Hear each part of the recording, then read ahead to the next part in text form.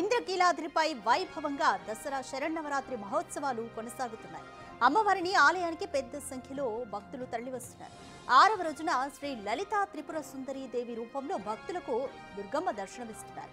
శ్రీచక్ర అధిష్టాన దేవతగా, పంచదాక్షరి మంత్రాది దేవతగా కొలిచే భక్తులకు అమ్మవారు వరప్రదాయినిగా నిలుస్తారు. అమ్మవారిని ఈ రోజు సేవిస్తే సర్వవిధ సౌభాగ్యాలు సిద్ధించడంతో పాటు అత్యున్నత స్థితి లభిస్తుందనేది భక్తుల నమ్మకం. ప్రకృతి శక్తికి ప్రతీక లలితాదేవి.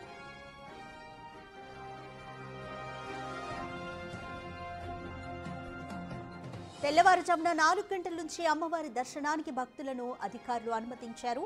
అమ్మవారిని దర్శించుకునేందుకు భక్తులు బారులు తీరారు.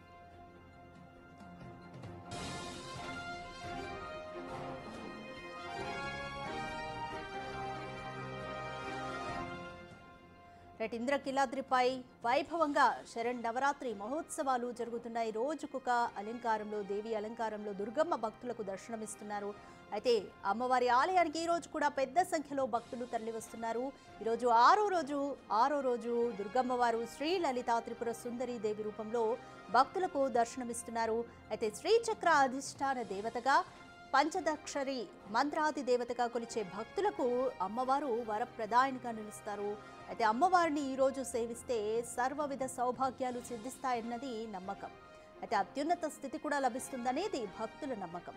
అయితే లలితాదేవిని ప్రకృతి శక్తికి ప్రతీకగా భావిస్తారు. అయితే ఈరోజు తెల్లవారుజాము నుంచి కూడా 4 గంటల నుంచి అమ్మవారి దర్శనానికి భక్తులను అధికారులు అయితే అనుమతించారు. భారీ సంఖ్యలో భక్తులు కూడా అమ్మవారిని లలితాదేవి రూపంలో దర్శించుకునేందుకు బారులు తీరారు.